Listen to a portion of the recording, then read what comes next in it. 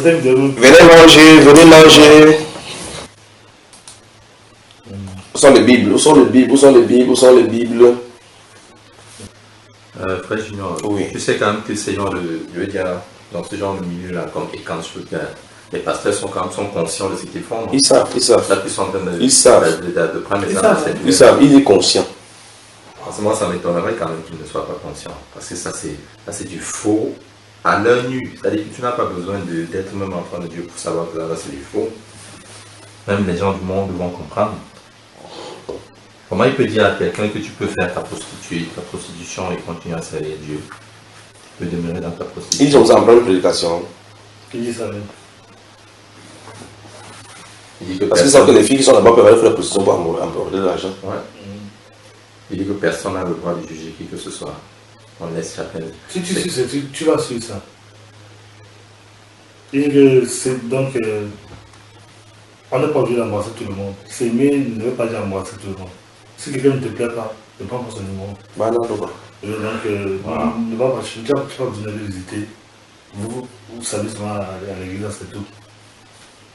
Les gens disent Amen. Oui, j'aime bien. Donc, du coup, maintenant, il y a des groupes qui sont formés.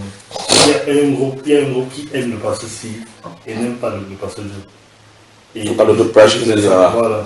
Donc, il y a un groupe. Si tu dis que le pasteur ci l'habite tout, alors qu'ils sont tous à Sugar, il va dire non, moi, je ne connais pas. Parce qu'il n'aime pas, parce qu'il n'aime pas. Il n'est pas besoin de savoir. Mais quand il est dans un service, il rit. Il rit, voilà. L'hypocrisie. Et il dit clairement que non, moi je n'aime pas le pasteur Steve. Donc moi je connais le pasteur, je vais là-bas, mais moi je ne veux pas chez Steve. Je ne veux pas la vie. Donc, Ils sont tes amis, non? Et Alors,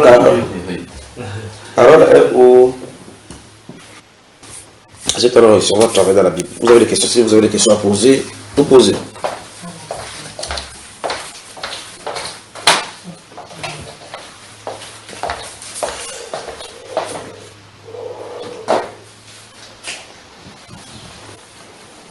Voilà, en fait, pas une question, je veux juste te rappeler ce que tu as dit dans l'enseignement. Oui. On t'a posé la question plusieurs fois dans l'enseignement que si on n'est pas sauvé, juste en prononçant la formule passe-partout de réception du Seigneur Jésus-Christ, si ce n'est pas ça le salut, c'est pas comme ça qu'on est sauvé. Si on est sauvé par prédestination, comment alors être sûr de son salut? Plusieurs personnes t'ont posé cette question. Tu as dit que la seule certitude qu'il faut, et la seule chose qui te permet d'être sûr, c'est le baptême du Saint-Esprit authentique. Oui. Et si tu es baptisé, le Seigneur t'a scellé, tu lui appartiens. Oui. Voilà. Donc je voulais juste que tu confirmes ça. Donc il n'y a pas autre façon de pouvoir. Prions. Père, nous te sommes reconnaissants pour ce moment merveilleux encore ici en Allemagne.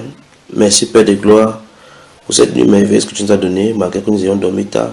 Tu nous as réveillés encore très tôt ce matin pour communier autour de ta parole. J'ai prié, Père de gloire, pour mes frères et les sœurs dans cette maison, Père de gloire.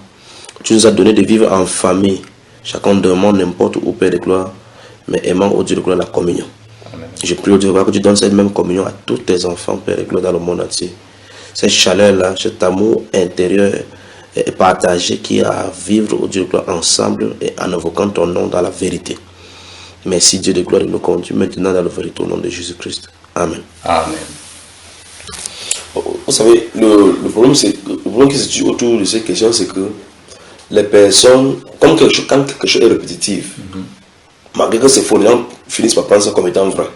Au point où on commence à se poser la question, ok, si on ne dit pas que Seigneur Jésus, je te donne ma vie, en dans mon cœur, comment est-ce que je suis qu'on est sauvé? Voilà. Bon, est-ce que dans ce cas, tous ceux qui réussissent sont sauvés? Non. Voilà. Donc, ça veut dire que ce n'est pas le standard de la Bible là-bas. Quel est le standard de la Bible? La Bible nous enseigne que aucune prédication de la Bible n'a été sanctionnée par cette récitation. Aucune. Oui, on n'a jamais vu ça nulle part. Aucune, ouais. Je n'ai jamais vu ça. Ouais. Alors, la Bible déclare, si la Bible ne déclare pas cela, comment donc ceux qui écoutaient la Bible savaient qu'ils étaient sauvés? Première prédication, combien de personnes ont cru? 3000. Comment l'apôtre Pierre pouvait savoir que les saints ont cru?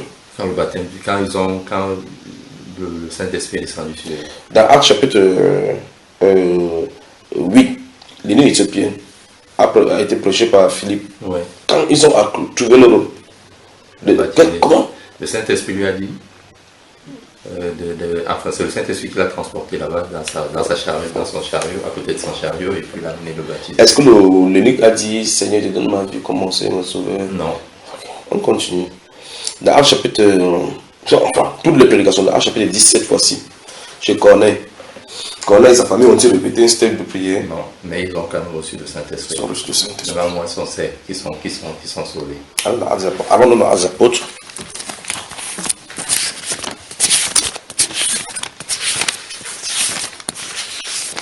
Actes des apôtres chapitre 17.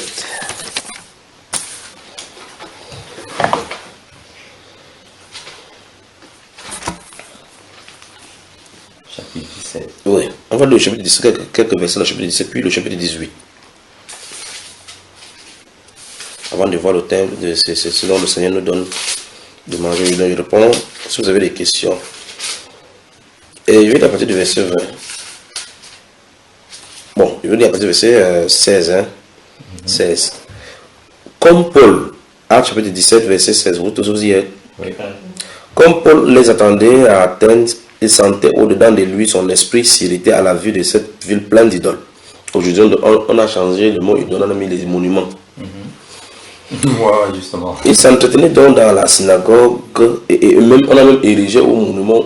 Quand on parle il y a des monuments antiques où on met dans les musées.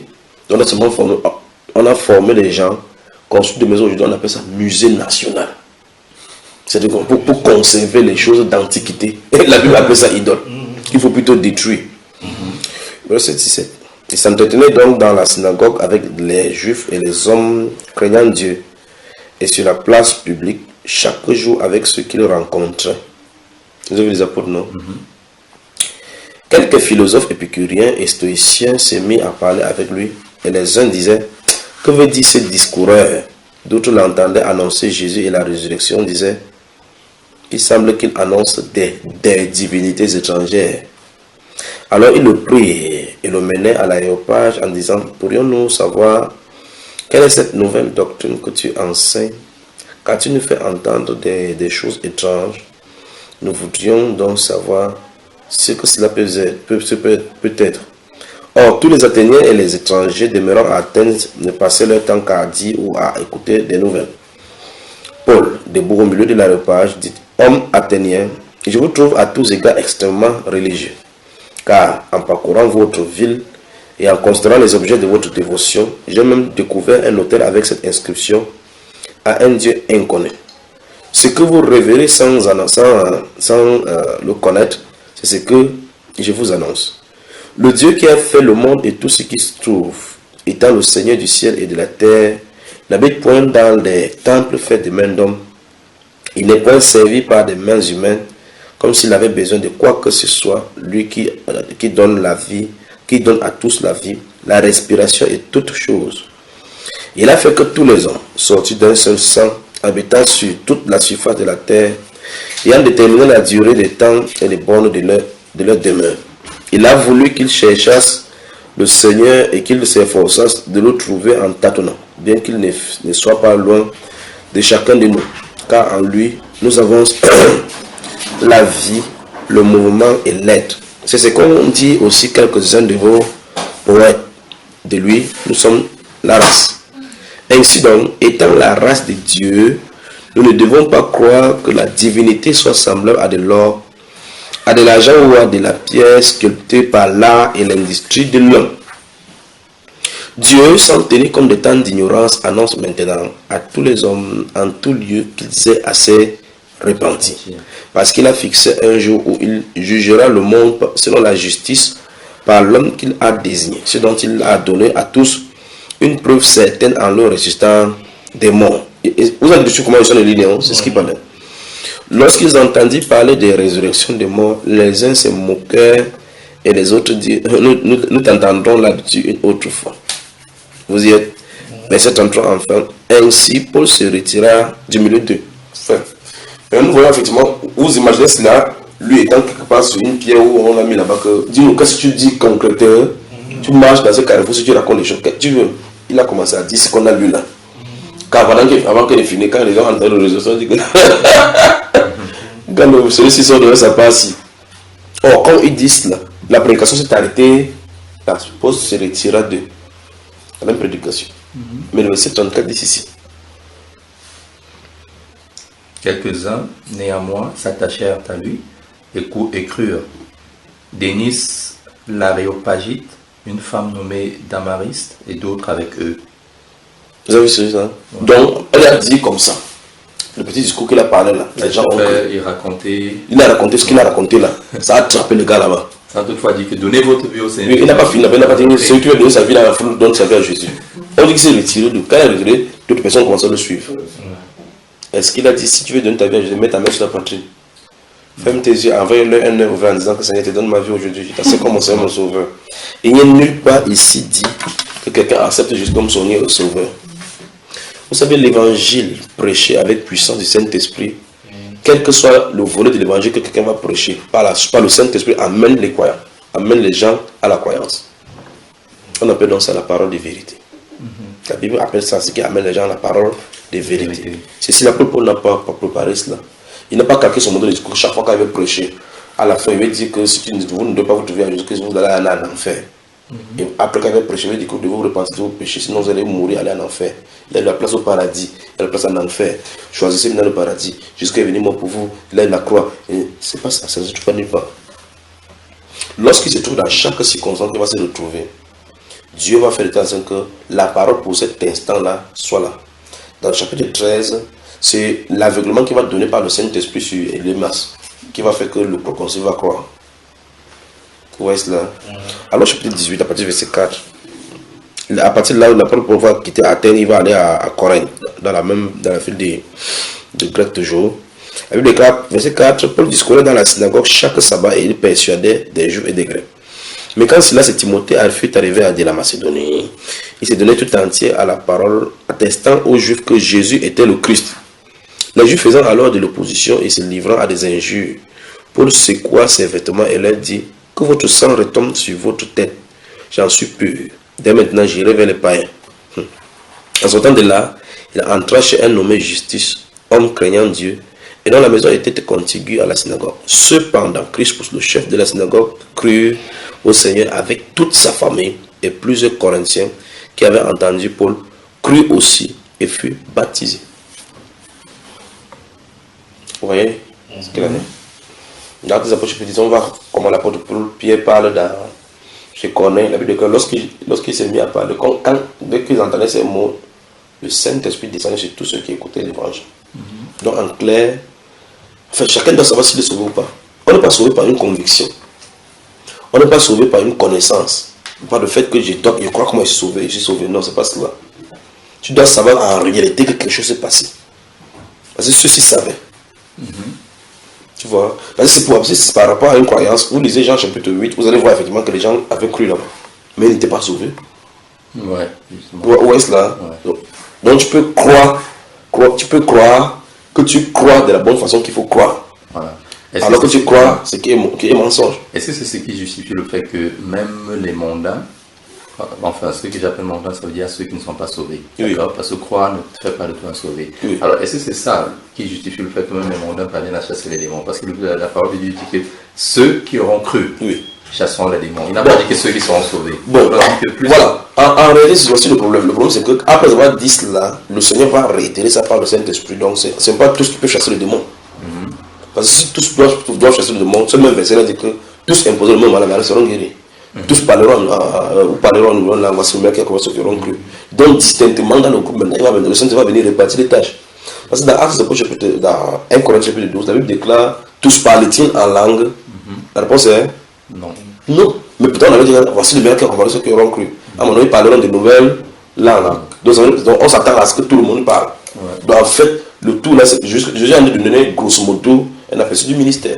Maintenant, dans 1 Corinthiens, dans Actes chapitre 2, verset 17, quand le Seigneur descend, il dit voici ce qu'il a dit le Seigneur, sur mes serviteurs, je verserai mon esprit, ils prophétiseront. Tout le monde prophétise. Non. Voilà. Pourtant, tous ceux qui reçoivent l'esprit, c'est l'esprit de Dieu qui prophétise dans d'autres personnes. Vous voyez, n'est-ce pas? Donc, c'est un principe du groupe. C'est un principe de promesse. Mais ça ne veut pas dire que c'est pour tout le monde. Voilà. Dans Marc chapitre 16, ça ne veut pas dire que chaque personne qui croit peut chasser le démon. Si chaque personne qui croit peut chasser le démon, ça veut dire que chaque personne qui croit doit parler aussi la langue. Or, manifestement, la Bible dit que tout le monde ne peut pas parler la langue, même s'il croit. Effectivement. Voilà. Alors, lisons 1 Corinthiens chapitre 15, là. 1 Corinthiens chapitre 15. Donc, il est temps qu'on revient à l'ordre avec la chose de Dieu, c'est-à-dire, oh mon Dieu, plus de 5 souvenir ici. Donc, en fait, le vrai problème se trouve au niveau des prédicateurs, même pour commencer. Parce que si c'est les prédicateurs qui doivent prêcher la parole de vérité avant que les gens croient, il faut que les prédicateurs soient d'abord du Seigneur. Chapitre 15.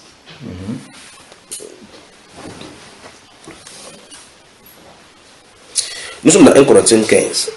Et dans Actes des Apôtres, on a vu que Paul est resté à Corinthe, de telle sorte que les gens ont cru. Et ici, il écrit aux Corinthiens. Il dit comment ils ont été sauvés. Donc, je recommence encore. Actes des Apôtres nous raconte comme ça comment les apôtres agissaient. On a vu dans le chapitre 17 comment il a quitté Athènes pour Corinthe. Et il a dit à Corinthe, il a prêché, on a dit que Crispus et sa famille crurent et beaucoup d'autres personnes à Corinthe crurent. Ouais. Ici à Corinthe, donc, il allait écrire aux Corinthiens pour leur rappeler comment ils ont cru. Chapitre 15. Je vous rappelle, frères, l'évangile que je vous ai annoncé. Donc, selon qu'on a vu dans Actes des Apôtres là tout à l'heure. Que vous avez reçu, dans lequel vous avez persévéré et par lequel vous êtes sauvés. Donc quand il parlait comme ça là, c'est pas ça qu'ils sont sauvés. Ouais. Si vous le retenez tel que je vous ai annoncé, autrement vous aurez cru en vain. Donc tu as vu ça? Autrement vous l'aurez cru en vain. Donc tu peux croire ou bien tu peux croire pour un temps comme Jésus a dit. Dans la parabole de 4, c'est les 4 terres. Il a dit qu'il y a ces personnes qui croient pour un temps. Ils ne portent pas de fruits à maturité. Vous vous souvenez de ça, n'est-ce pas? Donc il y a un cœur, un style de pied, on dit que la ronde de sel est semblable à une semence où quelqu'un sort. D'autres semences tombent sur la route, d'autres tombent sur des endroits pierreux, d'autres tombent là où il y a les épines, d'autres tombent sur la bonne terre. Vous vous souvenez de cette semence-là, de cette parabole? Oui. Déclare donc, verset 3. Je vais arriver.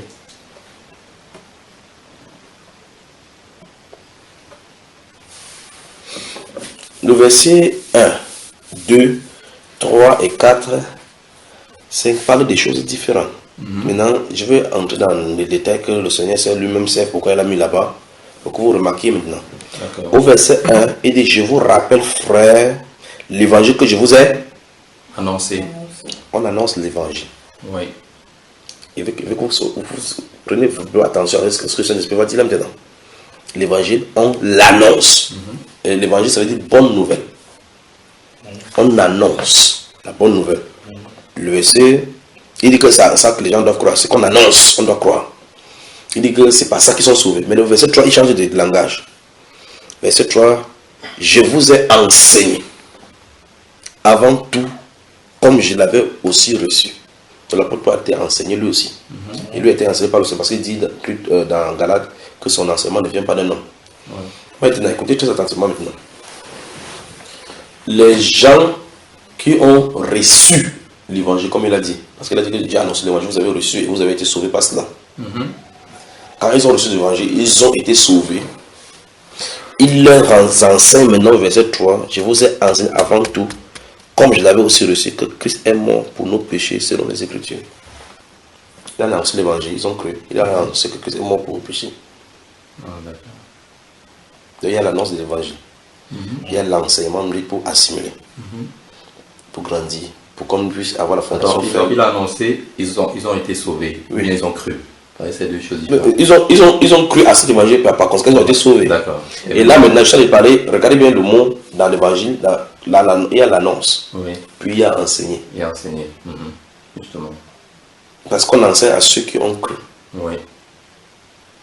Vous voyez, il dit qu'il a été enseveli et qu'il est ressuscité le 3e jour selon les Écritures et qu'il est apparu à Céphas puis aux 12. Là, on peut nous faire état qu'il a prêché l'évangile. Vous voyez, donc quelqu'un n'a pas besoin de comprendre que Christ est ressuscité le 3e jour physique normalement pour être sauvé. Ouais. Justement,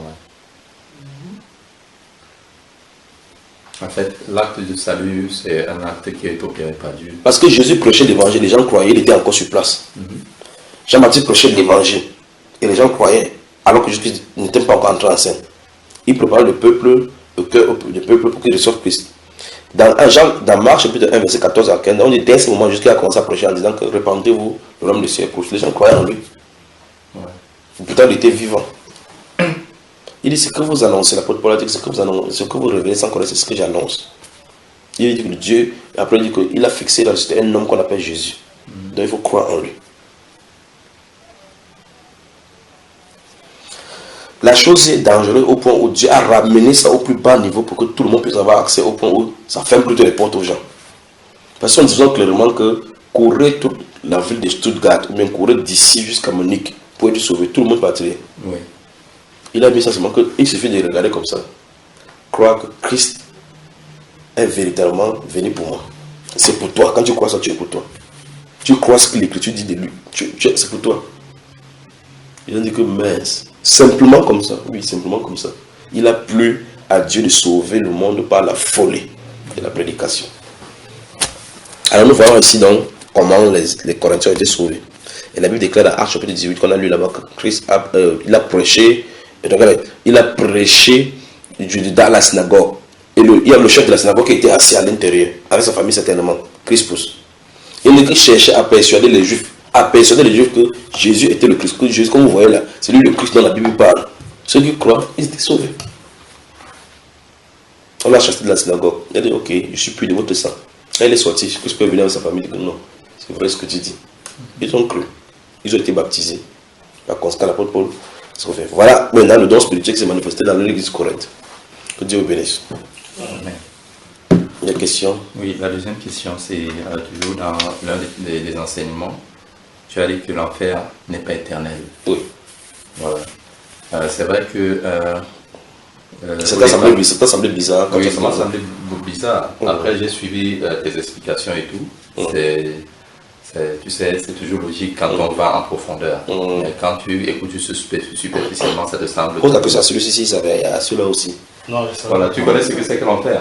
Tu as entendu parler de l'enfer dans la Bible et tout. Voilà, tu sais que l'enfer va s'arrêter à un moment donné, ou bien tu penses que l'enfer, c'est ça pour toujours. Pendant que les gens vont vivre éternellement au paradis, ceux qui seront en enfer vont également brûler éternellement. C'est ce que tu penses? Ouais, c'est ce que je pense. Et toi, c'est la même chose? Je pense. Vous partez prendre ça où alors? C'est la Bible qui dit, mon frère. On lui dit, prends ça où? Moi, je trouve ça dans mon imagination, dans ma façon de penser. Donc, je n'ai pas lu. Bon, en fait, la question... Toi, tu pensais à comme ça, non? Oui, moi, je pensais que c'était comme ça. Oui, mais explique-le maintenant, explique-nous aussi maintenant comment cela se passe. Voilà, donc avant de poser la question, pour comment dites. Oui, en fait, ça se passe comment? Tu sais, cette vertu, je veux dire cette possibilité, cette capacité de vivre éternellement, seul Dieu la détient. Parce que Dieu est éternel. Il n'a pas de commencement, il n'a pas de fin. Et justement, cette capacité, c'est Dieu qui la donne à ceux-là qui sont pour lui. Enfin, ceux-là qu'il a rachetés et qu'il a sauvés. C'est ceux-là donc qui vont recevoir la possibilité de vivre éternellement. D'accord? Voilà. L'enfer, maintenant, ne peut pas être éternel parce que là-bas, il n'y aura rien de Dieu. Il n'y aura pas cette vertu de Dieu dans l'enfer. Tu vois? C'est vrai que dans la parole de Dieu, il a parlé pour des siècles des siècles. Mais il n'a pas dit pour l'éternité. C'est ce que les gens ont... C'est l'interprétation que les gens ont faite qui est mauvaise. C'est qu'il n'a jamais dit vous allez brûler éternellement. Quand il dit vous allez périr éternellement, ça veut dire que vous allez disparaître éternellement. Vous voyez ce que je veux dire? Voilà, donc pour des siècles et des siècles, c'est vraiment long. Mais c'est Dieu seul sait. C'est Dieu seul qui sait justement qu'est cet intervalle. C'est lui seul qui peut nous dire, bien qui sait quel intervalle il a placé là-bas. Si ça va aller de 1 jour à 10 jours, ou alors d'un an à 10 ans, ou alors d'un an à 1000 ans. Mais toujours est-il qu'il y aura une fin. Ces personnes-là vont périr, on n'en parlera plus. D'accord? Voilà. Donc en fait, ce qui m'amène à poser la question, à moins que tu aies quelque chose à ajouter. Non, ça va, si c'est à eux de susciter la question, parce que c'est ce qui est écrit dans la Bible, ce que tu as dit. Alors, maintenant ma question c'est que, tu vois, c'est vrai qu'il y a un temps où les gens vont brûler et par conséquent souffrir d'abord avant de mourir, avant de périr définitivement, d'être consumés. Donc ils vont d'abord souffrir atrocement, ça c'est clair. Mais il y a des personnes qui vont dire que je sais que je vais souffrir, mais ça pour un temps, puis je vais disparaître. Alors à quoi bon chercher à être sauvé maintenant? Je vis ma vie comme je veux. Mais c'est son problème, frère, que tu ne peux pas l'empêcher de faire. S'il veut se penser, c'est pour ça qu'il est libre de le faire. Celui-là, je ne le conseille même pas. Je lui dis tout simplement qu'il avance jusqu'à ce qu'il est libre à fond. C'est ce que je veux dire. Je veux dire que si c'est pas exactement comme les gens ont toujours pensé, c'est comme ça a toujours été dans l'imaginaire des gens.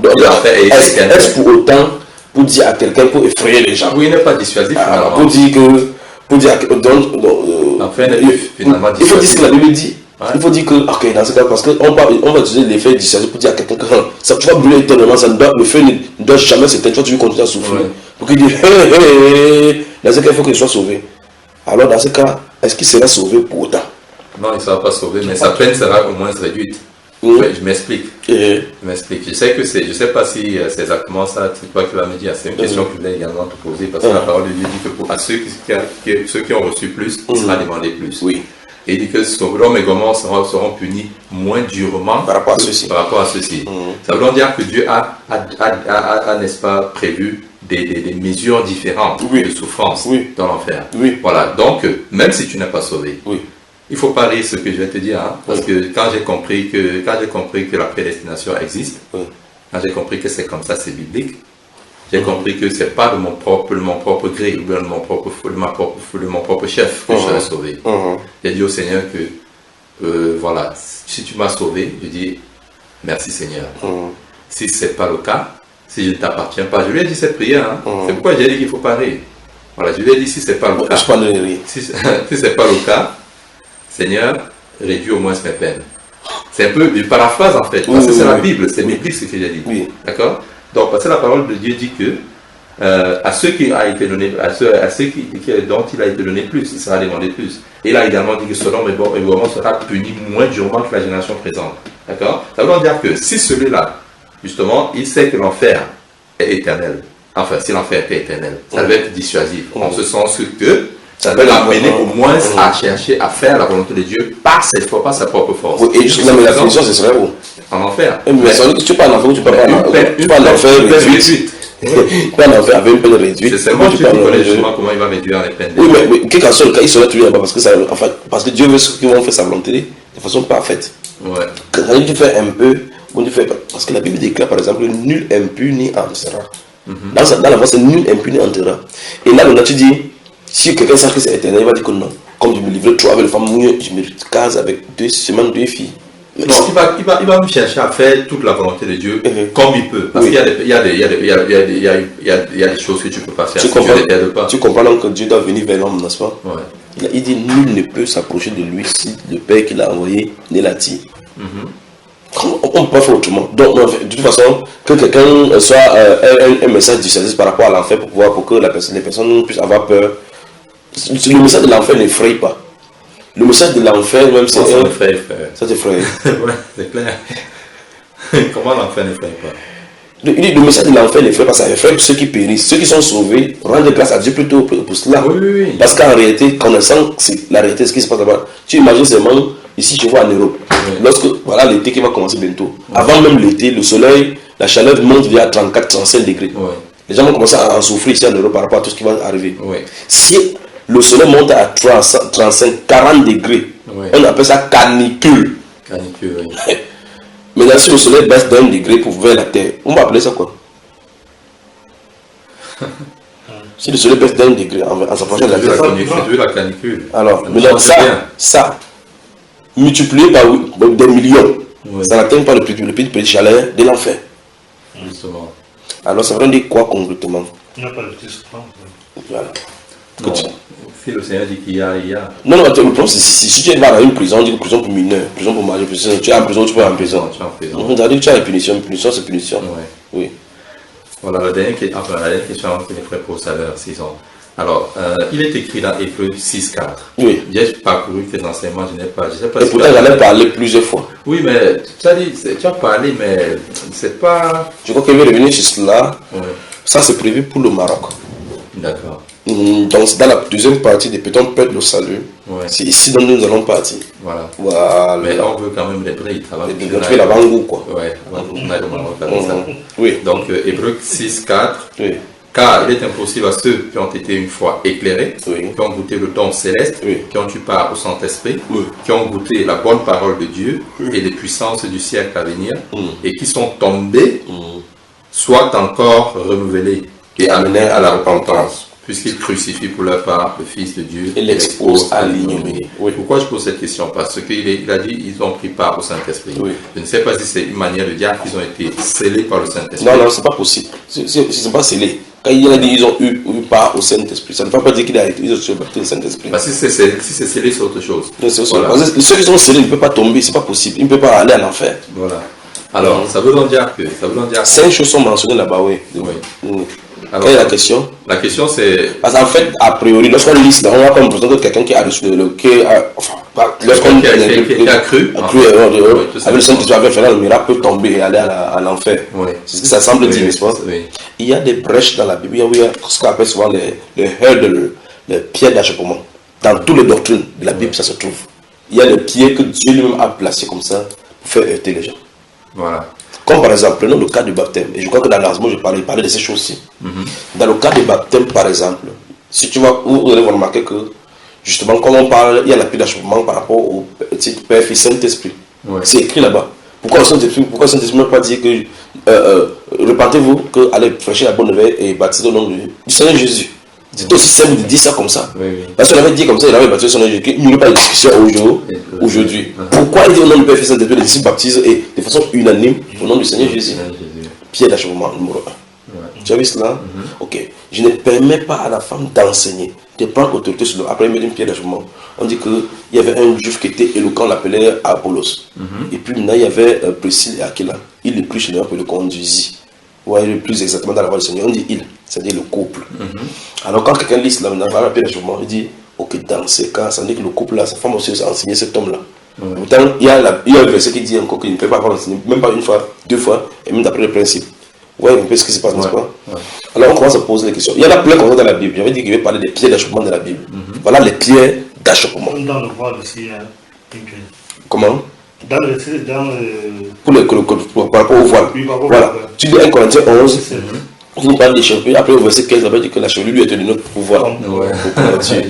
Tu dis, alors quelqu'un vient, il s'assoit là-bas, la couverture est donnée comme voile. Comme quelqu'un a dit que voici Jésus qui a dit, voici Jésus qui a dit que au nom du Père, Fils, Saint-Esprit, je fais comme il a dit. L'autre dit que voici la couverture, la chevelure lui est donnée comme voile. Alors mes cheveux sont donnés comme voile. Pourtant, il y a des choses qui sont dites là-bas. Pierre d'achoppement. Des pierres d'achoppement. Vous voyez? Alors maintenant, si tu lis 1 Corinthiens, s'il n'y a pas de verset 15, il n'y aurait pas de problème. Mais après on met ces versets-là. Tu lis Actes des Apôtres, tu vas voir plus. Si tu n'as pas mis cela, il n'y aurait pas de discussion. Pourquoi le Saint-Esprit met cela? Et voici, je place en Sion une pierre choisie et précieuse devant Dieu. C'est que pour que ça heurte les gens. Amen. Je vais parler des pierres d'achoppement. C'est plein dans la Bible comme ça. Plein dans la Bible. Bon, s'il te plaît, décris-moi cette personne-là. Oui. Cette personne qui ont goûté. Non, c'est décrit par l'exemple au Maroc. Mais pour l'instant, sache donc, lis le verset suivant, là où tu t'es arrêté, lis. Après, il y a une parabole qui dit maintenant là. Lorsqu'une terre est abreuvée par la pluie, qui tombe souvent sur elle, et qu'elle produit une herbe utile à ceux pour qui elle est cultivée, elle participe à la bénédiction de Dieu. Mais si elle produit des épines et des chartons, elle est reprouvée et près d'être maudite, et on finit par y mettre le feu. Qu'est-ce qu'il avait pas? On parle de quoi là? Subitement, il a fini de dire ça, il donne cette parabole. Alors, explique-moi ce qu'on a dit. Il parle de ceux-là qui sont destinés. Non, c'est pas ça. Lis doucement. Lis bien doucement encore. Oui, il dit, lorsqu'une terre est abreuvée par la pluie qui tombe sur elle, et qu'elle produit une herbe utile à ceux pour qui elle est cultivée, elle participe à la bénédiction de Dieu. Mais si elle produit des épines et des chardons, elle est reprouvée et près d'être maudite, et on finit par y mettre le feu. Allons-y, de quoi est-ce qu'on parle? Est-ce que tu as déjà vu ce verset-là? Oui, j'ai déjà vu, mais... Tu as vu lu, tu as traversé, n'est-ce pas? Oui. La clé d'esprit et l'amour se trouve là-bas.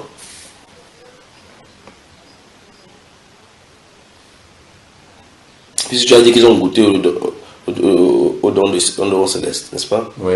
Ils ont goûté au eu pas au Saint-Esprit. Je comprends à peu près, voilà. Ça veut dire qu'on peut perdre le salut. Non, ça n'a rien à voir. Non, ça veut dire que c'est en fait une autre façon de reformuler la parabole du Seigneur. Parce que quand le Seigneur prêche, enfin quand l'évangile sort, elle annonce à tout le monde. D'accord? Ceux-là qui appartiennent au Seigneur, avec le but du Seigneur, la reçoivent et sont sauvés. Et ceux-là qui ne sont pas du Seigneur la reçoivent, mais ne produisent rien, Tu vois? Et c'est justement, je comprends déjà le premier truc. Je vais avancer maintenant pour que tu puisses saisir. Dans 1 Jean chapitre 2, nous avons lu ça plusieurs fois, au verset 18. Mais tu es quand même d'accord que c'est une autre formulation de Absolument, absolument, mais encore plus profond. D'accord. Lorsque dans 1 Jean chapitre 2, verset 18, nous avons lu ça plusieurs fois, la Bible déclare, petits enfants, c'est la dernière heure. Et comme vous avez appris qu'un antéchrist vient, il y a maintenant plusieurs antéchrists dans le monde. Par là, nous reconnaissons que c'est la dernière heure. Ils sont sortis du milieu de nous. La question c'est comment c'était entré? Pas de la bonne façon. Ils n'ont pas été, incorporés dans la bergerie par le berger. Ils sont venus de leur propre. Au moins, supposons qu'il ait duré 30 ans, 20 ans avant de sortir. Pendant ce temps-là, il faisait quoi au milieu? Bon, ils bénéficiaient des enseignements, ils recevaient tout ce qu'ils recevaient, mais ça ne produisait rien. Ils produisaient plutôt des chardons. Là, on ne parle même pas des chrétiens dans ces versets. On parle des ténors. Les têtes, ceux qui apportent l'évangile. Comment c'était entré? Et quand ils enseignaient, les choses ne se manifestaient pas. Qui enseignaient-ils? Jusqu'à ce que le Saint-Esprit les mette hors d'état de nuit pour séparer le vrai de l'ivraie. Et que là, on dit qu'ils sont sortis du milieu de nous. L'apôtre Paul parle de ça, l'apôtre Jean parle, l'apôtre Pierre parle. Il ne parle pas de simples chrétiens. Parce que chaque fois, on va dire, prenez garde à vous-même, car quand il appelle les anciens, il s'élèvera du milieu de vous. Il ne parle pas des chrétiens, du milieu des anciens. Donc, il y a des anciens qui vont se sortir. C'est pas ça? C'est ça, oui. Après, Pierre dit dans 2 Pierre qu'on a lu également, il dit qu'il y a eu parmi le peuple des faux prophètes, il y aura parmi vous des faux docteurs. C'est pas ça? C'est ça. C'est pas les simples chrétiens. Alors, je pose la question. Les docteurs enseignaient, ou ils avaient la spéculation même des Écritures, décortiquaient les Écritures. Qu'est-ce qui les poussait? Et ils disent des révélations même sur des versets grecs, ainsi sur hébraïque, qu'ils ont fait des recherches, des théologies et autres là-bas. Jusqu'à ce qu'ils démontrent aux gens, disent, hey, comme hier dans la nuit, tu as montré finalement comment quelqu'un dit quelque chose, on a transporté sur la chaise. D'où ça venait? De Satan, aussi. Non, je dirais pas de Satan. Pourquoi ça doit venir seulement de Satan? C'est ce que Hébreux chapitre 4, 6, verset 5 là, on dit. Donc, on va revenir ici au Maroc. C'est pour les Marocains. C'est pour les Marocains. J'attends impatiemment dans l'enseignement du Maroc. Ouais. Des questions? Quand vous méditez sur la pluie qui tombe sur la terre, souvent, et on espère de la terre quelque chose, on dit que c'est à la terre de produire soit des semences, mais c'est pour des chardons. Elle est reprouvée. Tu sais, ce verset-ci, fait qu'à la vraie église, ils appellent ça, comment ils appellent ça? Ils ont un nom qui donne au fait de te remettre, de te mettre au dernier banc. Excommunié. Excommunié, voilà. En fait, même pas seulement excommunié. À la vraie église, il y a un péché. Si tu commets, c'est fini. Tu es radié. Tu es radié, tu n'es même plus considéré comme frère. Si tu forniques, ou bien si tu commets l'adultère. Oui, et les dirigeants qui le font comment? Non, je t'ai dit la dernière fois, tu ne te rappelles pas que les dirigeants n'exposent jamais leur péché. Tu ne vas jamais venir voir un dirigeant se mettre devant. Parce qu'en fait, le règlement de la vraie église, c'est quoi? C'est que quand tu pêches, tu viens, tu te lèves au sein de l'assemblée, de toi-même, et tu dis ce que tu as fait. Voilà, à partir de là, maintenant, ils prennent leur décision. Oui. Et on a fait ça beaucoup de personnes comme ça. Tout le monde. Moi également, je confesse mes péchés. Le problème, c'est que c'est une pression psychologique. Oui. Tu sais que quand tu viens à l'église, il y a plusieurs personnes qui viennent à l'église avec leurs problèmes personnels. Or, les règles là, ils ont un règlement intérieur. Oui, ils ont un règlement intérieur de la vraie église consigné dans un livre. Et tout le monde doit lire. En fait. Mais c'est valable pour tout le monde, oui, c'est forcément pour les chrétiens, sauf les dirigeants. C'est valable pour tout le monde, même les dirigeants. Mais le problème, c'est que les dirigeants ne paient jamais. Oui, voilà. En fait, c'est quoi? C'est que, tu vois, la prédication dit que il n'y a rien de caché qui ne sera mis en lumière. Et quand tu sais que tu as des problèmes, on te dit tout le temps que c'est à cause justement de la vie d'un chrétien que les problèmes surgissent et tout. Et pour te libérer, il faut que tu te confesses. Et toi, tu es habitué à comprendre, à entendre qu'il faut, pour la seule bonne confession devant Dieu, c'est que tu le fasses devant tout le monde. Ils appuient ça avec certains versets, je ne sais pas, je ne me rappelle plus les versets qu'ils donnent. Donc ça fait que tu as cette pression psychologique elle-même. Comme ça, même sans que personne ne te dise quoi que ce soit de venir comme ça. Oui, soit tu vas devant, soit tu te lèves d'où tu es, et les gens sont calmes. Pendant que les gens sont en train de prier, ou bien pendant que le prédicateur est en train de prêcher, tu dis, Seigneur, je me répands devant toi. Parce que hier, je suis sorti avec des amis et je me suis arrêté en Carrefour, on a pris la bière. Et quand je rentrais, j'ai trouvé une fille. Tu dis tout. Tu vois, à la fin, le pasteur, si c'est pas grave, le pasteur te laisse, tu t'assois. À la fin, il peut parler avec toi. Mais si c'est grave, le pasteur te dit, va au dernier banc, frère. Maintenant, avec le recul, avant de dire comment tu es, quelle est la conséquence de cela? La conséquence de cela est que ça frustre les gens. Les gens ont peur. Les gens, c'est-à-dire que les gens, il y a plusieurs personnes qui vivent dans l'hypocrisie. Ils pêchent, ils ne disent pas. Ils ne peuvent même pas confesser même à Dieu à la maison parce qu'ils savent que la seule confession qui est valable, c'est à l'église. Donc ça fait qu'ils continuent dans leur péché sans se repentir à la maison, sans confesser et tout. Voilà. Donc ça crée une vie d'hypocrite terrible. Et ça fait qu'on a aussi la crainte de l'homme. Ouais, il y a des gens à la fin des hommes. Il y a des gens qu'on a excommuniés comme ça. Plusieurs. Et ces personnes, quand tu les excommunies, ils deviennent alors même les pourfendeurs de la vraie église terrible, ça va mon frère. Il y a même un autre ici dans le net qui écrit ça tout le temps. Il passe son temps, n'est-ce pas, à pourfendre. Parce que ça dit qu'il frustre les gens là-bas. Tu vois, il frustre les gens terriblement. La religion, c'est vraiment le jour. N'est-ce pas le Seigneur Jésus nous a appelé à la liberté, au repos. Voilà, donc en fait, c'était pour dire que, il se base sur ce verset-là, pour dire que quand tu pêches, et surtout ce péché sexuel-là, on ne peut plus rien faire pour toi. Raison pour laquelle il faut seulement que tu partes de l'église, tu sors. Tu ne sais pas, on va continuer le sexe. Et dans ce cas, la personne peut sortir en croyant qu'il n'a plus rien, il n'y a plus de rédemption, mais pas continuer dans le sexe. Voilà, pas continuer justement dans le sexe. Ça s'est passé dans notre église, donc à Yaoundé. J'étais dans un groupe de Coran, une église évangélique. Oui. Dans le vice-président Jérôme, et avec la chargée spirituelle, comment ça s'appelle, Lucie.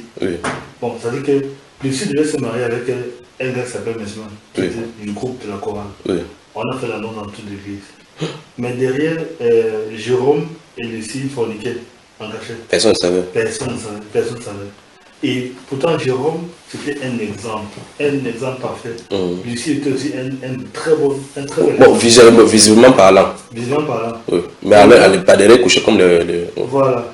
Donc, quand le mariage maintenant s'approchait, on faisait des cadeaux à Lucie. Parce que Lucie était connue dans toute l'église. Après, on voit le ventre pousse, Lucie enceinte. Le ventre poussé. Oui, le ventre poussé. Et on a découvert que Lucie est enceinte. Et Lucie était enceinte de Jérôme, le vice-président du groupe de la Coran. Et qui était vraiment un bon ami à Mesmer. Ça a créé même alors la haine entre Mesmer et Lucie. Et on a donc radié les deux autres dans l'église. Celle qui forniquait avec celui qui forniquait. Lucie et Jérôme, donc, les deux forniquaient. On a chassé l'église totalement. Ils sont en train de continuer à avoir dehors. Ils ont continué. Et du coup, ils ont cru que bon, c'est fini pour eux. Ils ont continué une fois. Les deux ont continué une fois. Entre eux deux, ou bien chacun a continué de son côté. Non, entre eux. Et ils ont fait maintenant 8 enfants. Les gars produisent des fruits. On a continué. Ils ne sont plus jamais passés à l'église, jusqu'aujourd'hui.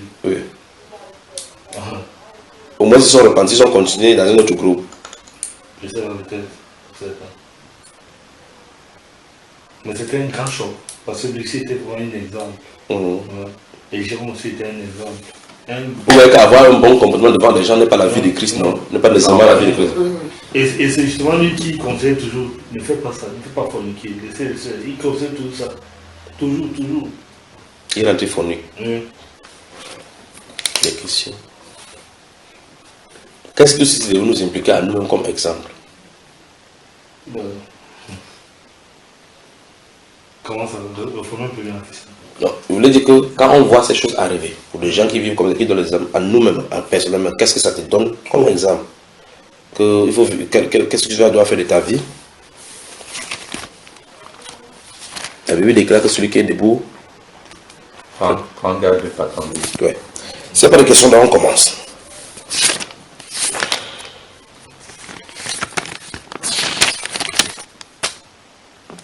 Vous y êtes? Ouais.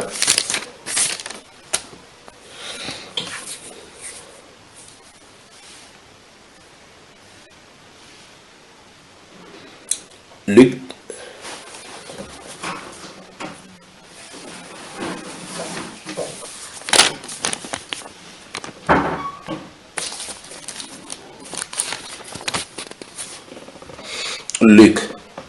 chapitre 8.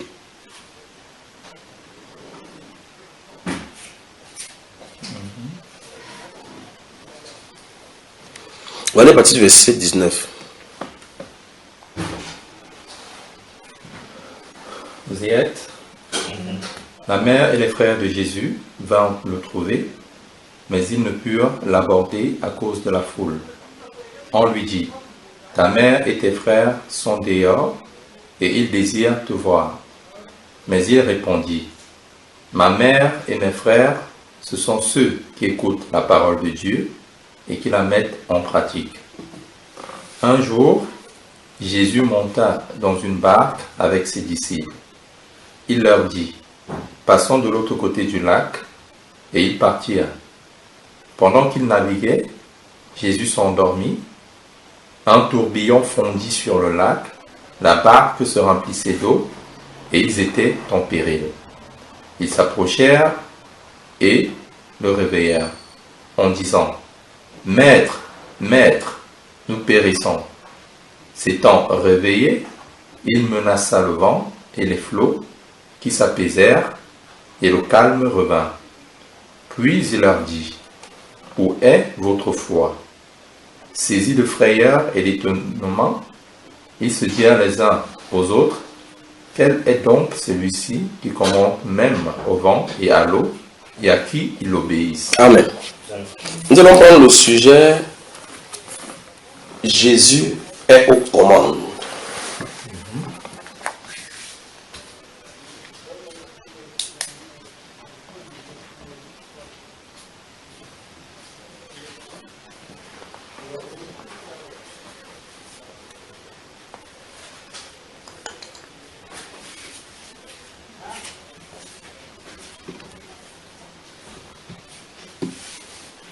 Il dit, nous allons prendre le sujet Jésus aux commandes. Ici, j'ai relu encore le verset 22. On dit, un jour, Jésus monta dans une barque avec ses disciples. Il leur dit, passons de l'autre côté du lac, et il partit. Donc, c'est Jésus qui a donné le chemin. Celui qui a indiqué l'endroit où il doit partir. On est d'accord? Oui. Lorsqu'il indique, il semble ne pas avoir d'événement qui présage. C'est pas comme par exemple, tu vois l'orage de l'autre côté, tu dis que allons dans l'orage. Il n'y a pas ça. Ça se manifeste pas. Parce que le verset suivant dit, pendant qu'il naviguait, Jésus s'endormit, un tourbillon fondit. Donc le tourbillon ne fondait pas encore sur le lac. La barque se remplissait d'eau et ils étaient tempérés. Donc, dans la direction de notre vie, Dieu peut nous faire passer vers un chemin où les choses vont susciter, qui semblent être négatifs, mais il veuille passer, c'est lui qui nous fait passer par là. Dans le psaume 23, la Bible déclare que lorsque je marche dans la vallée de l'homme de la mort, je ne crains aucun, parce que son bâton et sa houlette me rassurent. D'accord? Vous savez, mon frère? Oui. Maintenant, regardez, verset 24. Ils s'approchaient et le réveillèrent en disant, Maître, Maître, nous périssons.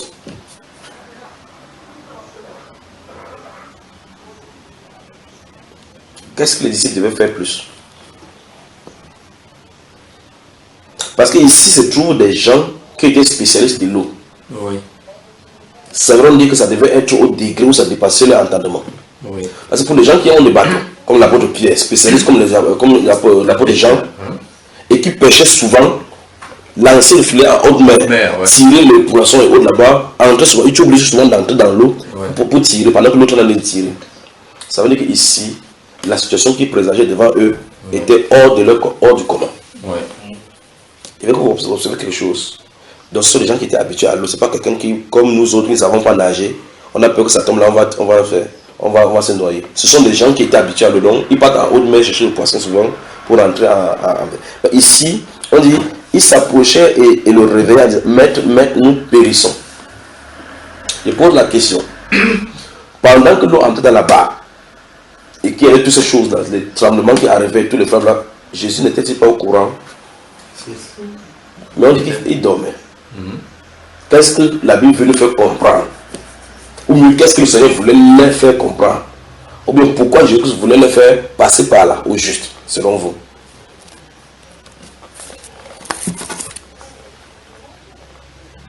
Juste pour le montrer qu'il est au contrôle de tout, qu'il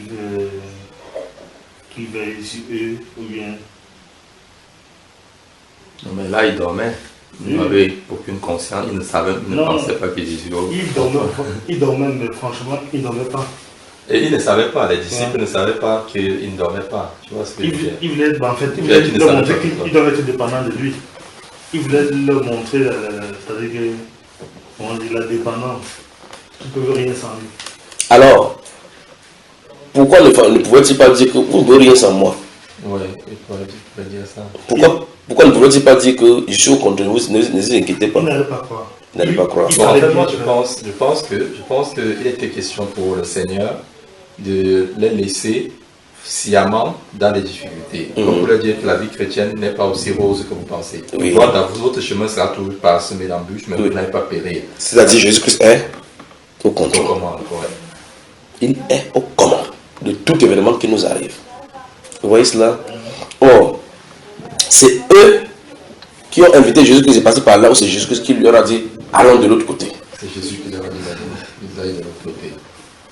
Donc l'appel de Dieu à aller quelque part ne veut pas nécessairement dire que rien ne doit t'arriver. Quand Dieu t'envoie quelque part, s'il y a n'importe quoi qui arrive là-bas, Dieu est aux commandes. Donc ça veut dire que Dieu fait un changement déjà. Absolument. Il fait un changement. Oui. Est-ce que tu comprends ce qu'il a fait? Qu'il dise n'importe quoi, c'est ce que Dieu fait. Dieu joue avec nous. Il joue, on est dans son film. Il dit que Dieu se fout de nous souvent. Il est aux commandes. Qui a dit à l'apôtre Paul qu'il va aller à Rome? N'est-ce pas lui qui a dit? Dans Actes des Apôtres, il vient au chapitre 23, verset 11, il vient lui-même se présenter à l'apôtre Paul. Il dit que prends courage. De même que tu as témoigné de moi dans cette vie, il faut que tu témoignes à Rome. Il ne lui dit pas ce qui va arriver à Rome. Et le gars ne va pas en première classe. C'est pas les chaînes qu'on attrape. Ouais. Avec la ceinture, la tâche. Alors dans le bateau, maintenant, quand ça ne fait pas sur le typhon, maintenant qu'ils font sur le bateau. La barque c'est sacré, parce que chacun nage seulement pour aller sur l'île de Marc. Mais le problème c'est qu'ils doivent arriver à Rome. Ils doivent arriver à Rome. Ouais. Le contenu du message que Dieu lui a donné, que tu vas témoigner à Rome, il n'a pas dit que tu vas chuter sur Malte. Tu vas nettoyer là-bas, le serpent va arriver sur ta main. Il n'a pas dit ça. Il n'a pas dit ça, ouais. Dieu veut que nous marchions dans tout chemin qui nous indique par la foi. Que tout événement qui nous arrive, il est au courant, il a prévu même cela. Alors Dieu voulait, par ces enseignements, c'est par cette épreuve-ci, leur apprendre la dépendance totale, la confiance totale, l'absolu abandon en sa toute puissance. Et donc, les difficultés qui nous arrivent souvent lorsque Dieu nous dirige sont souvent des difficultés pour pouvoir révéler la manifestation encore de Dieu dans nos vies. Parce que l'étonnement des disciples ici montre clairement qu'ils ont marché avec Jésus, ils ont vu qu'il a ressuscité des morts, il a guéri des malades, mais ils n'ont pas encore vu l'autre aspect. Parce qu'ils vont poser la question à Dieu, ils vont se poser la question, qui est même celui-ci à qui obéissent même les vents? S'il est sur Job 26 et Somme 107, ils doivent savoir effectivement que c'est de lui dont il est question là-bas. N'est-ce pas Jésus qui est le Seigneur? Si. C'est pas lui qui avait commandé que le ciel, que l'eau, les eaux tous les eaux se rassemblent en un endroit et que le sec apparaisse. Si quelqu'un qui a dit que le sec apparaît, comment on voit là? Qu'est-ce que le vent pour lui? N'est-ce pas lui qui est l'auteur de cela? N'est-ce pas Jésus qui est le créateur? Bon, là, il ne savait pas qui il était. Donc, au fur et à mesure, dans leur marche avec le Seigneur s'est révélé chaque fois.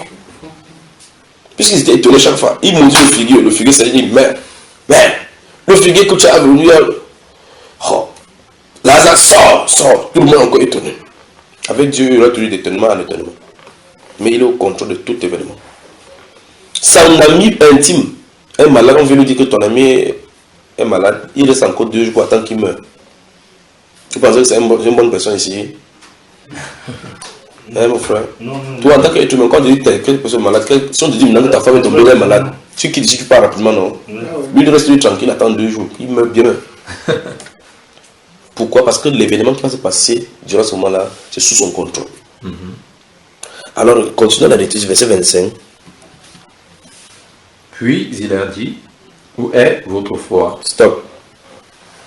Qu'est-ce qu'il demande aux disciples ici, lui-même? Il demande tout simplement, avez-vous oublié que je suis avec vous? Avez-vous oublié que je suis là? Est-ce que Jésus peut mourir avec toi dans les difficultés? Non. Aucune difficulté ne peut arriver qui peut faire mourir un enfant de Dieu. Jamais.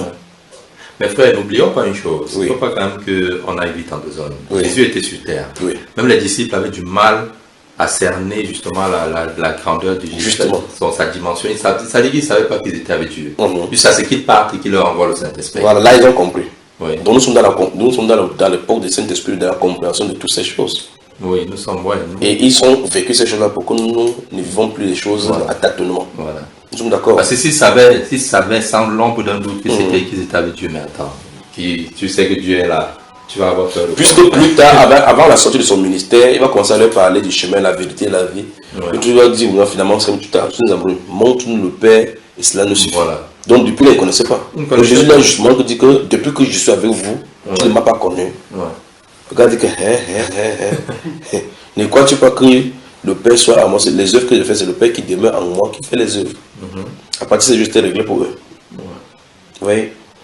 Alors, connaître le Seigneur Jésus-Christ, c'est la révélation. S'il ne décide pas de se révéler, tu vas monter, descendre, tu ne pourras pas avoir quoi que ce soit connaissance de lui. Mais ici, proprement dit, dans ce livre de Luc, chapitre 8, le verset 22 à 25, Dieu, le Seigneur Jésus veut nous faire comprendre qu'il est aux commandes, que Jésus est aux commandes de tout événement qui arrive tout autour de ses disciples. Il est tout puissant, parce qu'ici, les disciples voient vraiment sa toute puissance. Ils sont étendus, ils sont étonnés de l'étendue de sa puissance, même sur les vents. Mais je veux qu'on réfléchisse encore sur la question de Jésus. Quand il finit de donner au silence, il dit, c'était un réveillé, il menaça le vent et les flots qui s'apaisaient et le calme revint. Il menaça. Puis il leur dit, où est votre foi? Je veux qu'on voit deux aspects. Il y avait véritablement de la violence du tourbillon. Oui. Si ça frappait vraiment sur eux, ils pouvaient mourir. Oui.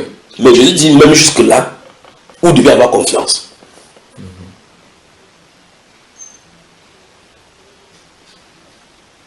Puisque la Bible déclare que la barque se remplissait, ce n'est pas quelque chose que ça venait pour effrayer. L'eau entrait dans la barque. Parce que quand il y a le vent là-bas, l'eau tourbillonne en plein mer. Le bateau monte, quand ça descend, l'eau entre dedans. C'est ça ou c'est pas ça? Amène la chaise ici. L'eau entre dans la barque. L'eau entre dans la barque. Ils sont sortis de lui. Ils disent, bien, verse dehors. Quand ils versent dehors, quand le prochain mouvement de vague, on a, boum. 10 litres entre. Ils enlèvent 5 litres, 15 entre. Ils ont vu que la solution ici, c'est crier à l'aide. Bon, autre chose. Quand ils criaient à Jésus, dans la barque, Jésus que c'était un pêcheur de poissons? Non. Là-bas, quand il dit, Maître, nous périssons. Pourquoi ils n'ont pas prié Dieu que notre Père qui est au ciel, comme il avait appris, notre Père qui est au ciel, que ton nom soit sanctifié, que ton règne vienne, que ta volonté soit faite, garde, fais te donner prier les péchés. Regarde, tu as péché. Non, je... Non, vas-y. Non, je veux juste dire que parce que Jésus était visible et Dieu est invisible. Donc, mais il veut dire, qu'est-ce qu'il a dit quand il crie à l'aide à... Mais regardez ce qu'ils disent. Il s'approchait, verset 24, il s'approchait et le réveillait en disant, Maître, nous périssons. Quand ils disent à Jésus, nous périssons, ils attendent quoi de Jésus? Ils attendent quoi? Ou bien effectivement de voir Jésus, que c'est grave, comme tu dors là, sache qu'on va mourir comme ça là, donc tu serais mieux sortir, on plonge dans l'eau. Dieu ne passe aussi ça. C'est ça que sauf qu'il peut. Toi tu es en train de dormir. Alors qu'on est en train de mourir. Voilà. Donc Dieu ne parle aussi. Parce que même leur répond, quand Jésus va calmer le vent, ça va, parce qu'ils ne s'attendaient pas à cela. Ils croyaient que Jésus était un être humain, tout simplement, où les pouvoirs, peut-être son pouvoir sont limités ou bien finis. Jésus n'a pas de pouvoir limité. Il dit dans Matthieu chapitre 28, verset 18, tout pouvoir m'a été donné dans le ciel et sur la terre. Ça devait régler le problème de la divinité. Même cette parole montre que c'est la divinité de Jésus. Donc Dieu s'est dépouillé de tous ses pouvoirs. Il n'a pas dit certains pouvoirs. Il a dit tout pouvoir. Par cette parole, Jésus révèle qui il est. La question n'est pas c'est donné par qui. Il dit qu'il est investi de toute l'autorité du ciel et de la terre. C'est ce qu'il dit. Pas que ça lui a été donné comme Carole ici, mais donné quelque chose. Mais cette question peut être pertinente. Puisqu'il dit bien donner. Quelqu'un peut te poser donner, c'est donner. Ok, mais là maintenant, on dit Nul ne peut venir au Père si ça lui a été donné. Quand est-ce que ça t'a donné? Parce qu'on te donne quelque chose que tu dois prendre. Ça t'a donné comment? Le langage humain n'est pas le langage de Dieu. Donc, quand il dit tout pouvoir m'a été donné, c'est pas comme si quelqu'un dit que en vertu du pouvoir qu'il m'était donné. Non, c'est pas comme cela. Ça veut dire qu'il est investi de tout pouvoir. Donc, ça veut dire que faites-moi confiance, allez. Tout pouvoir, sachez que c'est moi qui règle tout pouvoir dans les cieux et sur la terre. Parce que si Dieu lui donne tout pouvoir, ça suppose que Dieu est resté sans pouvoir. Mais ça n'a pas de sens, pas vrai? Parce qu'il dit tout pouvoir m'a été donné dans le ciel et sur la terre. Il dit allez. Dans ce Matthieu chapitre 18, il dit bien ça passe par là parce que c'est parce qu'on n'a pas parlé de la divinité de Jésus. Je serais rentré dans tous ces affaires-là. Chaque fois quand ça semble être comme s'il y avait deux personnes, il y a une explication claire. Parce qu'il dit tout pouvoir m'a été donné. Dans le ciel et sur la terre, il n'a pas dit certains pouvoirs. Que le Père m'a donné une partie de pouvoir. Non, non, non, non. Et tout pouvoir. Alors, vous devez admettre que si quelqu'un avait le pouvoir dans le ciel et qu'il a tout donné à Jésus, lui, il est resté sans pouvoir. Donc, Dieu n'a plus de pouvoir. Alors, dans ce cas, il ne faut pas l'invoquer. Il faudrait ne pas l'invoquer. Donc, ça n'a pas de sens, d'accord? Alors, maintenant, ici, Jésus, notre Seigneur, voulait montrer donc sa toute puissance. C'est pour ça qu'il pousse les gens à partir dans les difficultés. Numéro 1, c'est lui qui leur a demandé de traverser. Les difficultés dans nos vies, en tant que disciples, ce n'est pas nous qui les choisissons. C'est lui qui les impose dans nos vies. 1. 2. Il nous avertit par de ces difficultés, de la venue de ces difficultés. Il s'attend de la réaction, notre réaction vis-à-vis de ces difficultés, en lui faisant confiance. Jésus-Christ est au contrôle et aux commandes. Donc, malgré que le Seigneur Jésus dormait là-bas, dans le Psaume 121, la Bible déclare que celui qui veille sur Israël ne sommeille ni ne dort. Donc, la chair se couchait, mais il contrôlait tout l'univers. C'est choquant, n'est-ce pas? Alors il leur pose la question, ici au verset 25, puis il leur dit, où est votre foi? Après avoir demandé au vent de se calmer. Il dit, où est votre foi? Où est votre confiance? Pourquoi avez-vous eu peur? Après il les appelle dans l'autre passage que les gens ont peu de foi. Alors on dit ce même passage dans le livre de Matthieu, Matthieu chapitre 8. Matthieu chapitre 8 toujours.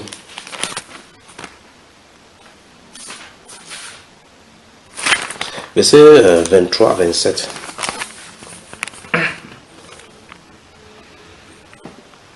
Okay. Il monta dans la barque et ses disciples le suivirent. Et voici, il s'éleva sur la mer une si grande tempête que la barque était couverte par les flots. Et lui, il dormait. Les disciples s'étant approchés, le réveillèrent et dirent, Seigneur, sauve-nous, nous périssons. Voilà. Donc, ici maintenant, la spéculation que nous avons faite dans Luc est un peu plus claire ici. Donc, Luc a entendu le cri de détresse. Le cri de détresse n'est pas pour dire que nous allons périr ensemble. Il criait au salut par rapport au Seigneur Jésus. La question maintenant c'est, sur quoi ça... Parce que Jésus juste dormait. Oui. Et il n'est pas un nageur. Il n'est pas un pêcheur. C'est eux qui étaient les spécialistes de pêche. Humainement parlant, c'est eux qui manipulaient les filets et autres. Lui, il était là pour bavarder. Que le royaume de ciel semblait. Le royaume de ciel semblait, c'est tout ce qu'il savait faire. Mais c'est à lui qu'on va pour être sauvé. Ici, il dit, Maître, sauve-nous, périssons. Qu'est-ce qu'ils attendaient de Jésus? Qu'il les sauve. Il les sauve. Comment devait-il les sauver dans ces circonstances? Il faut reconnaître que Yann cheminait avec le Seigneur Jésus, il comprenait déjà petit à petit qui il est. C'est vrai qu'il n'avait pas la pleine connaissance du Seigneur Jésus, il ne savait pas qu'il était Dieu, mais il comprenait déjà petit à petit que cet homme n'est pas ordinaire. Ok, dans cette allusion, ce que je vais expliquer arrive. Verset 26. Tu as sauté, n'est-ce pas? On a fait 25, je crois. Oui, on a lu. Ok, 26. Il leur dit, pourquoi avez-vous peur, gens de peu de foi? Alors il se leva, menaça les vents et la mer, et il y eut un grand calme. Verset 27. Ces hommes furent saisis d'étonnement. Quel est celui-ci, disait-il, à qui obéissent même les vents et la mer? C'est quand même terrible, des choses qui se passent là-bas. Il demande au Seigneur Jésus de les sauver en criant, parce que même nous périssons. Jésus-Christ se lève, il les demande pourquoi avez-vous eu peur, gens de peu de foi. Dans les tourbillons, tu n'as pas avoir peur. Qu'est-ce qu'il attend donc? Ça veut dire qu'est-ce que Jésus-Christ veut nous faire enseigner pour entendre ses disciples dans des événements même les plus terribles? Qu'est-ce qu'il a de nous faire? Parce qu'il a posé la question, il leur dit pourquoi avez-vous peur, gens de peu de foi? Pourtant, il y a effectivement un événement qui puisse avoir peur. Parce qu'on dit que c'est les tourbillons. Le tourbillon, ce n'est pas les enfants de cœur. Et on dit la barque se remplissait d'eau. Et Jésus espère que quelqu'un n'ait pas peur dans cet événement. En tant qu'être humain. Parce que tu penses aujourd'hui que mon ami, on est sur la terre. Hein. Là, j'étais en pleine mer. Tu es d'accord? Oui. Alors Jésus veut nous faire comprendre qu'en tant que ses disciples, rien, enfin plusieurs fois dans la Bible, il a dit que votre cœur ne se trouble pas. Comment tu vas faire dans un événement pour que ton cœur ne se trouble pas? Que ton cœur ne se trouble point. Croyez en Dieu et croyez en moi.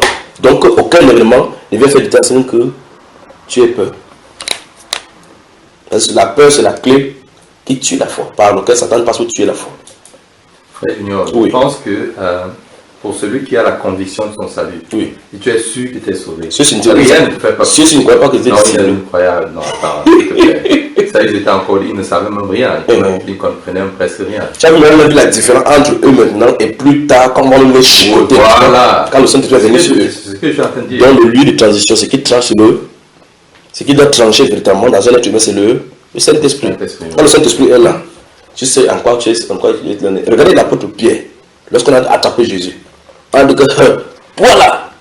Quand il te voit la tête, tu as la tête des Galiléens, tu avais dit, tu as la marche, on t'envoie derrière moi, mon ami. Passe ta route, hein, une fois. Eux, non, tu sais, dit comment.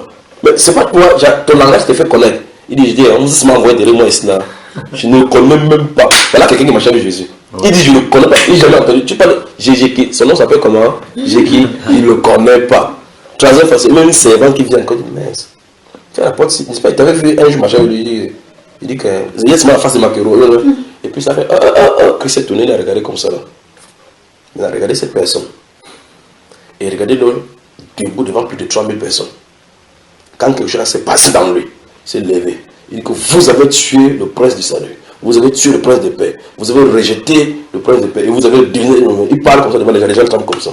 Le peureux au prédicateur par l'esprit. On l'a même fouetté là-bas.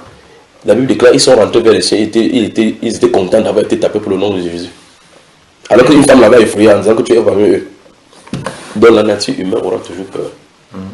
Mais la nature du Saint-Esprit donnera toujours l'audacité de parler en faveur de Dieu, nonobstant les obstacles. Vous voyez? Alors, qu'est-ce que le Seigneur Jésus veut nous faire comprendre à nous maintenant? Que, quelles qu'en soient les difficultés dans lesquelles nous traversons, avec lui, à côté de nous. Souvenez-nous, il est à côté de nous. Là, on dit qu'il dormait, ça se pose qu'il était silencieux. Quand tu dors, tu es silencieux. Tu sembles ne pas faire des mouvements. Tu sembles ne pas être conscient de ce qui se passe. Or, dans Matthieu chapitre 28, ici, le verset 20, le Seigneur a dit que je suis avec vous. Il n'a pas dit je serai. Il a dit je suis avec vous tous les jours jusqu'à la fin du monde. Donc, tu es à l'hôpital couché dans le lit de malade. Sache que quelqu'un se trouve à côté de toi en tant que disciple. C'est ce qu'il a promis. Nous sommes d'accord? Le docteur vient et t'annonce comme ça que ton cancer, c'est à la phase terminale, il n'y a rien à faire. C'est le docteur qui a dit ça. Celui qui est silencieux, qui dort à côté, qu'est-ce qu'il a dit? Donc, tu touches quelqu'un, dit dans ce cas, il faut le réveiller. Dans ce cas, il faut le réveiller. Si je dis que si je dis dors, réveille-le. Si je dis dors, réveille-le. Pourquoi vous dites, c'est ce que la Bible nous montre là. Quand il était couché en train de dormir, quand ces disciples étaient en détresse, ils ont fait quoi? Ils ont réveillé que maître, tu dors, réveille-toi, nous périssons. Il s'est levé dans la mort, dit mais vous avez peur pourquoi? Ça veut dire que si Jésus-Christ, si le Saint-Esprit parle, il va dire des craintes point. Pourtant, on vient t'annoncer que ton cancer à phase terminale, le problème, ce sera ne crains point. Donc l'être humain, la nature de l'être humain, la peur qui se trouve en tout, qui est intrinsèque à notre être, avec notre environnement, est en déphasage avec la vie de l'esprit, parce que la vie de l'esprit regarde au-delà des difficultés. Amen. Mais regardez, vérifiez encore la parole du Seigneur Jésus. Pourquoi avez-vous peur? Comment ceux-ci pouvaient s'empêcher d'avoir peur? On dit que l'eau se remplissait de là-bas et ils savent. Quand ça fait comme ça, c'est pour que tu commences à voir ce que la science dit. Quand l'eau entre dans la base, vous allez naviguer par l'eau. Entrez un peu dans le bateau, vous allez regretter. La prochaine fois, vous allez seulement dire prier qu'on arrive rapidement à terre. Je suis allé me baptiser l'autre jour. Oui, dans le petit de baptiser. Qu'est-ce qui s'est passé? Il n'a pas encore vu la vidéo. Non. Tu as failli te noyer. Non, j'ai pris la vidéo, je n'ai pas encore vu. Quand je suis allé me baptiser. Ah oui. Qu'est-ce qui s'est passé? Mon frère. C'est bon ça? Chacun partait seul là. Oui. Et le frère Étienne le baptisait. Oui. Mais il a fallu que moi et un autre frère aillent secourir le frère Étienne pour que lui, il entre dans l'eau et se baptise. Il a vu l'eau, comment l'eau était face, ça l'a dit. J'ai parti là. Je vois un peu double. Non, c'est la peur. Alors, je suis dit que vous voyagez un peu dans la mer, vous allez enfumer. Quand les vagues viennent, que souvent l'eau vient, la vague de l'eau dépasse même la hauteur même du bateau dans lequel vous êtes. Ça fait c'est comme si vous entrez dans un trou. Et puis ça ressort, boum, à haute voix. Les intestins, vous savez la sensation que vous êtes quand vous êtes dans l'ascenseur là. Ça fait comme ça violemment. Ça défend, le temps que ça descend encore en bas, une autre va encore venir vous ramasser, poum, tu entends seulement les gens qui vomissent dans le bateau. Quand je voyageais dans le bateau, c'était comme ça là. On avait distribué le biscuit avec le jus. Quand je voyageais toujours à jeune, ils ont donné quelque chose, ils n'ont pas regardé un nylon. Il n'y a pas si pourquoi ils donnent le jus, ils donnent le biscuit, ils donnent le nylon. J'étais là, je observé les vagues dehors. J'entends seulement quand j'entendais tout le monde avec le tout. C'est là que j'ai compris pourquoi on a donné le nylon là. Parce qu'ils savaient que ça barre là-bas. La femme qui était contre moi a rempli tout son nylon, parce qu'il lui a encore mon nylon pour qu'il remplisse. Wow. Donc voyager seulement, vous allez comprendre ce que Jésus a dit ici. Ça fait comme ça, vous voyez, devant vous, quand le vent veut venir, la vague fait comme ça là. Vous êtes à l'intérieur, vous êtes minuscule comme ça là. Tu es sûr que cette vague là va couvrir tout le bateau. Ça fait le bateau monte, waouh, le reste vient à l'intérieur. Et on dit ici que l'eau se remplissait dans la barre. Quand c'est rempli, ce sont les spécialistes du bateau là-bas. Pierre, Jean, fils des Zébédée et autres là-bas. Ce sont les gens qui manipulent le bateau chaque fois. Et quand ça entre, ils savent d'après la recherche scientifique que si l'eau entre dans le bateau et que le bateau pèse, ça va vous faire se noyer. Et s'ils crient à l'aide, ça se pose qu'ils ont vu que le niveau 6, ce n'est pas le niveau qui va se voir à mer. Parce qu'on dit que c'est un typhon ou bien un cyclone qui a fondu sur eux. Et quand on dit que c'est le cyclone qui fonde sur vous, le cyclone, ça vient en tourbillon. Donc, vous savez, vous mettez l'eau dans une marmite, vous tournez l'eau comme ça, ça fait cette tour-là. Vous mettez quelque chose ici, comme ça, ça va continuer à tourner dans cette direction-là. Vous voyez cela? Donc, ça veut dire que ça tourne sans plus le contrôle du gouvernail. Ça veut dire que le typhon peut t'amener n'importe où. Amen. Alors, qu'est-ce que le Seigneur Jésus a dit par pourquoi avez-vous eu peur? La question c'est, il s'attend à quoi dans ces circonstances malheureuses? Qu'est-ce que ça vous donne à vous? Ça veut vous dans quelles circonstances vous vous trouvez vous? Et qu'est-ce que le Seigneur vous attend là dans ces circonstances? D'avoir la foi. D'avoir la foi. Mais il a demandé où est partie votre foi. N'est-ce pas celui qui chassait le démon? Quand il s'est rempli, il dit merde, même les démons sont sous notre nom, non. Donc la foi des démons là est partie où? Là-bas, ce n'est pas le démon, c'est la réalité. C'était pas le film, c'est pas du rêve. Et si vous vivez l'expérience, alors quels sont les éléments de nos vies qui nous poussent à douter Dieu? La peur. La peur. Qu'est-ce qui implique cela? C'est la réalité et ce que nous avons déjà obtenu comme information scientifique ou bien comme réalité de notre environnement. C'est ça qui nous pousse à la peur. Parce que nous savons effectivement que si j'entre dans l'eau là, comme par exemple toi, tu dis qu'on t'est baptisé. Tu sais que la question c'est si j'entre dans l'eau, si je suis sous l'eau, je ne sais pas nager, je vais pouvoir respirer, je serai mort noyé. Une information, il y a un Camerounais qui est dans le monde noyé de l'autre côté. Voilà ça qui tue. C'est pour cela. Les autres personnes sont entrées dans l'eau, baptisées, c'est sorti, non? Oui. Les femmes baptisées, c'est sorti, non? Je crois que je n'avais pu remonter. Quand il m'a plongé là. Oui. Tu l'as attrapé comme ça. Il a fallu m'entraîner. C'est-à-dire que j'étais aussi en train de m'arrêter. Oui. Comme il pèse là, tu vois. Mais je ne sais pas si c'est la peur qui a fait qu'il entraîne tout le monde, mais j'ai cru que j'allais... Vous vous êtes encore baptisé vous-même encore. Alors c'est cette peur-là. Tu as peur comme ça, ajouter un peu Manu Wata, un incident qui passe par l'avant. Non, ne parle pas. Et tu te souviens, il attrape tes pieds comme ça là. Ça tu vas crier que sauvez-moi, sauvez-moi. Je me suis le champ. Là, il t'attrape comme ça, tu entends sa voix, il dit que rejette Jésus et te laisse. Tu fais quoi? La peur va prendre dessus. Tu vois, la peur va prendre dessus. Si tu étais dans cette circonstance-là, tu vas renier Jésus. Là, je viens plus réfléchir. Tu ne peux réfléchir, je dis seulement qu'il est renié 4 fois, laisse-moi. Alors que cette circonstance-là, c'est la circonstance la meilleure pour être sûr que tu es sauvé. Et là, si on te pointe là, si tu as le cœur de dire que je ne renie pas Jésus, quel que soit ce que tu as fait, si tu meurs pour Jésus, là. Parce que là, tu as témoigné ton âme. Tu pars directement chez lui sans transition. Alors, tu es chaud, si on te pointe là, tu vas dire ça, hein? Mais c'est difficile, mon frère. Si tu as le cœur là, c'est dur.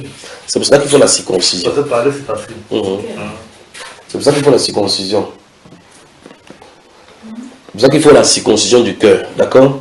Alors, le Seigneur Jésus-Christ nous invite aujourd'hui à Stuttgart, à Munich, à Francfort, de lui faire confiance, quel qu'en soit ce qui arrive. Vous êtes en plein air. Le pilote dit que l'essence est finie ou bien que les turbines sont arrêtées. Qu'est-ce que tu peux faire? Ok, si tu as peur, tu vas faire quoi? Tu peux rien faire. Alors dans ce cas, pourquoi avoir peur? N'est-ce pas lui qui la Bible déclare qu'il transporte les gens sur les ailes du vent? Ça veut dire que le vent là, il peut le transporter là-dessus, non? Oui. Ok. Le Seigneur qui nous enseigne aujourd'hui qu'il est aux commandes de tout événement. Jésus-Christ est aux commandes. Bonne journée. Que Dieu bénisse. Amen.